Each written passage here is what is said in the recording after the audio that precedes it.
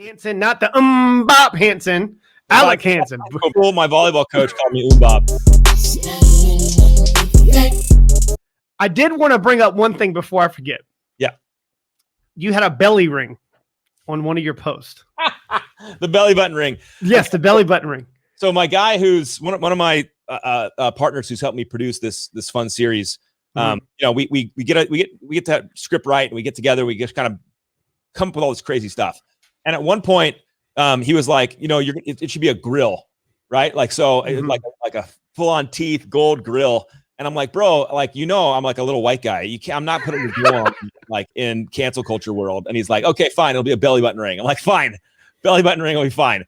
But there was no actual piercing done. It was just him giving me shit. So it's all good. I thought it was kind of cool because the more I read into your story, you went from evolving local belly-to-belly sales skills to digital sales and online branding building. Yes. Like, I was like, is that where he got it from? Is that like a, well, that's a hell of a segue. Not that many people would get it, but if it was, I would have been a genius. Dude, it is wild what's happening in my industry from, and it, back, you know, it's 18 years since I've been in this game in mortgage. Right. It's crazy how long that has really been, because mortgage is like dog years. Like every is hell. It's 7 years and 1 for 1. And from 18 years ago, when literally the business was exactly like you said, belly to belly, you meet people, you build relationships, to this world where we have all of human knowledge like in our pocket. And crazy. All of our behaviors have changed. And yet in my industry, many of the sales strategies and tactics never changed. And so, you know, COVID, you know, we're talking about COVID being a blessing and connecting to people digitally, all that fun stuff. The biggest blessing of COVID for my industry was this wake-up call, because it was a forced move to get people out of their comfort zone into this new place, which is ironic because it's where we all been anyway. We've been digital as a community for years. You know, we love Amazon, we love Yelp, we love Uber, we love all that stuff digitally, and yet in the mortgage industry, it was just pretty archaic. So it's been a pretty radical journey.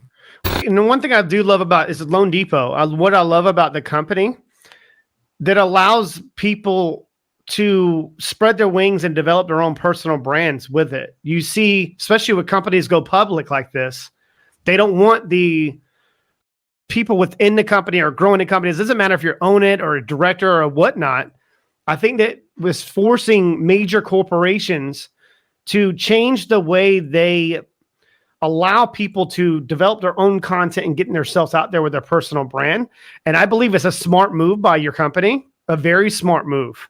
Dude, Anthony Shea, so he's always had a particular saying that has kind of been a driving part of the culture of Loan Depot, which is serve the customer the way they want to be served.